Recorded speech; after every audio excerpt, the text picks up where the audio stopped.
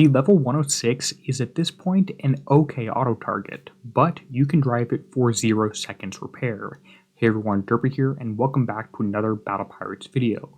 Today I'm going to run through the level 106 pillage target with the path talked about first, and then give you a build update, which should be the final one I have for the Covenant, and not a lot is changing if you're following my original build. If you went and followed somebody else, you might have a different story. But let's go ahead and get into it.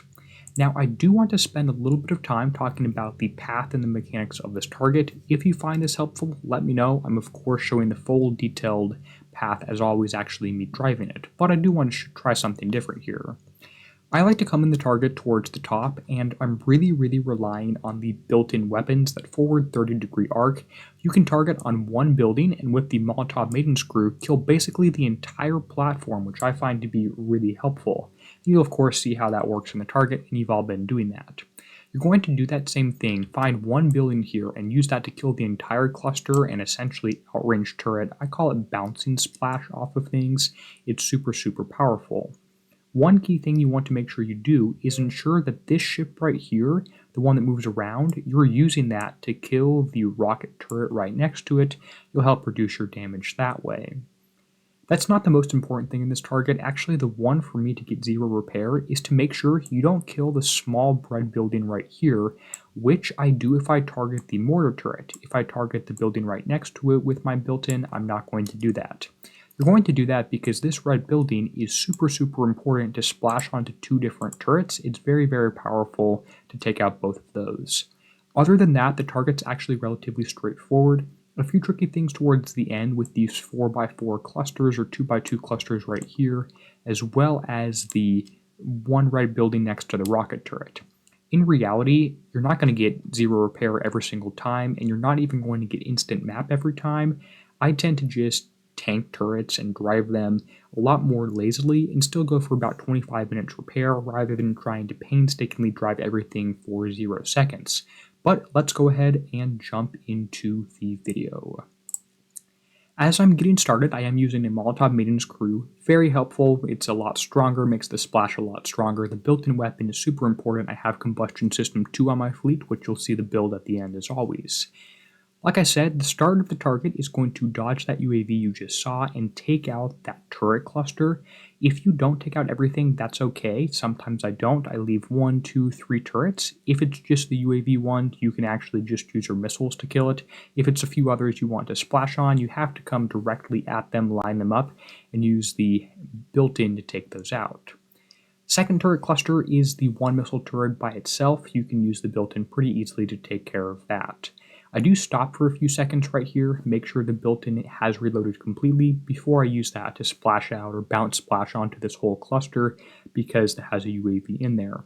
If you're 100% upgraded, have everything at U3, all the seeker missiles, you can sometimes be pretty cheesy against the UAVs and use that to take down basically the entire thing without it shooting at you once, although you are really close with telegraph reload. At this point on the target, I'm going to wait for the moving ship to go a lot closer so I can actually bounce splash onto the rocket turret behind that. One rocket turret, it's not going to be the end of the world, but if you're saving damage from 5 of these and 5 missile turrets and maybe a UAV, you're going to end up getting a lot lower repair. Move forward, try and rotate again so that I actually am using the built-in, lining everything up and taking that down. I'm now going to go ahead and take down the arc battle carrier. This does sometimes get a small amount of splash onto the rocket turret at the very far distance. I'm not going to in this case, it doesn't really matter that's going to die. It's going to actually be the very last thing to die in the target, so it works out pretty well.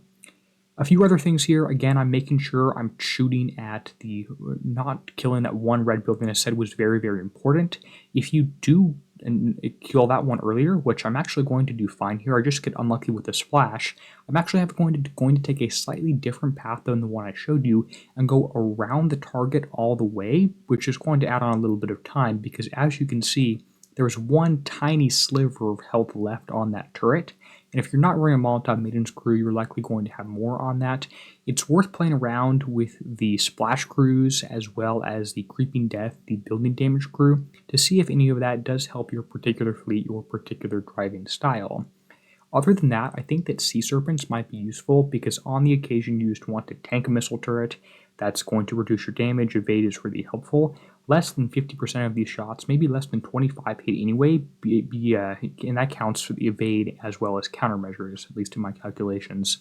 And these turn speed actually is really helpful at doing things like this UAV turret right here, ducking into it, firing at it just barely enough to almost kill it. As long as you can do multiple passes, it doesn't really matter. And if you only go inside the firing arc and only do it for a split second, it's not going to shoot at you. Here I've lined up the turret I'm shooting at with the one that was at a sliver of health now. It's now dead, and I'm again lining that stuff up.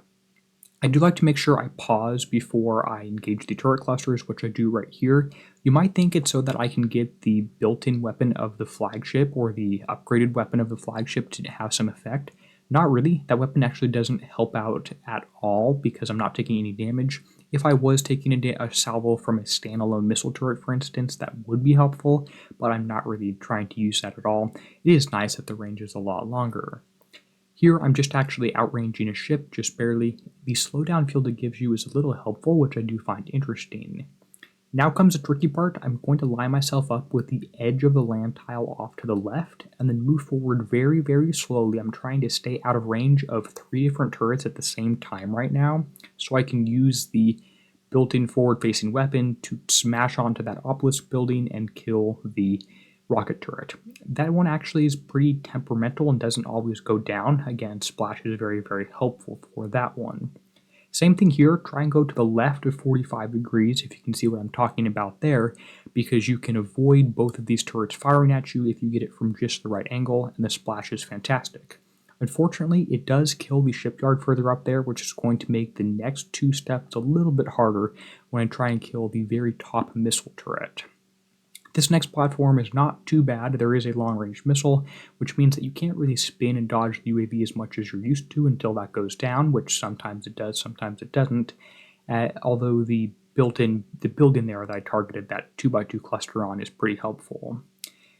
At this point, I'm going to try and get the splash effect off of the mortar turret, and that's going to leave the UAV turret mostly alive. I'm doing that because it takes sort of 2 passes. I have to bounce splash off 2 different things to actually kill the missile turret at the very top, and I found I was able to do that with those 2. That's basically the target complete. It's a pretty good one here. Again, this last one is not too bad. I just waited so I made sure I was reloaded and my built-in weapon worked. This took a lot more tries than you would probably think, but let's go ahead and check out the repair, make sure it is 0 seconds of damage, and look at the build, of course. As you can see here, this is 0 seconds, no damage whatsoever. Everything was not even fired at me, just missed completely or was countermeasured, and there is your 0 seconds. Well, let's go ahead and take a look at the build a little bit closer. I am showing it on screen right here. This is my final build in terms of the damage ships. I have damage ship and the flagship are the same, as well as a few just regular ones. And let me go ahead and split to my dock because I do want to show you that in a little bit more detail. So I have one ship as the countermeasure ship, that's the one with the skin right here. This countermeasure build has not changed since the very start that I first built it. Using the new special that they released, the sightseeing sensor, something like that, I can actually get my projectile speed up a tiny amount higher, up to like 209% instead of 206 or 203. That difference is so small it doesn't matter, and I'm keeping the same build I've been using the entire time. You only need a single MDS-3 on the entire fleet. In fact, this particular target I don't need any because I can get away without them shooting at me. Of course, when I'm driving this for real and spending 3 minutes per target instead of 5, the missiles do shoot at me and 1 is perfectly enough. I definitely like having the number of gales I do, which is 5. You really need to make sure you have that, and that is boosted by countermeasure specials. Some people like splitting ships up and having 6 gales on one, 2 MDS-3s on the other. That's a little bit overkill unless you're in 2 mortar ranges at the same time, which you can avoid by some good driving.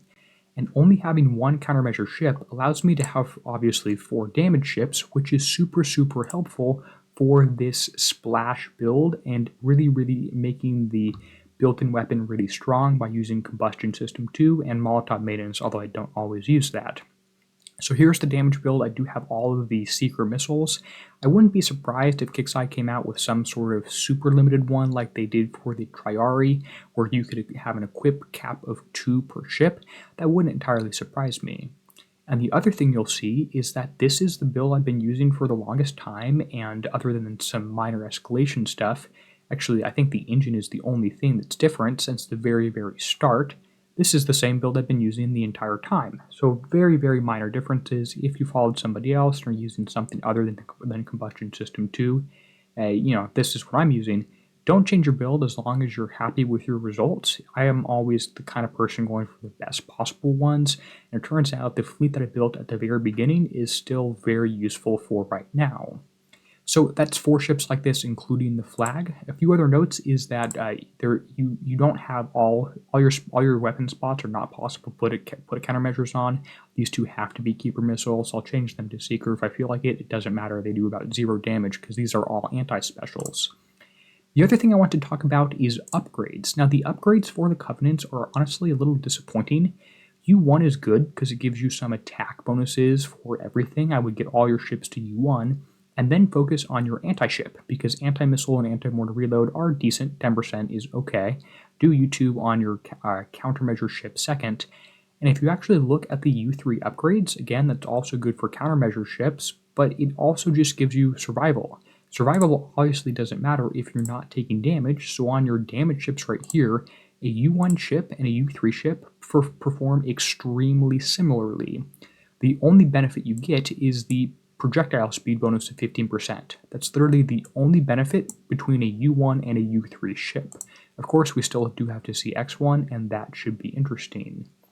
If you do want the hash codes for this build, which by the way, all you have to do is go to your shipyard, press refit, whatever, press share, and then paste them in. Control V, Control C pastes them in on that, press load. That's available in the build stock in the description, which is made possible by channel members. Speaking of channel members, I want to give a huge thank you to everyone whose name appears on the end screen now. They're helping make videos like this one possible. If you enjoy the content, go ahead and click the join button below, and that will get your name in the build stock on the end screen in the description and a few other places. With that said, and until next time, this is going to be Derpy signing out, helping you be a better pirate.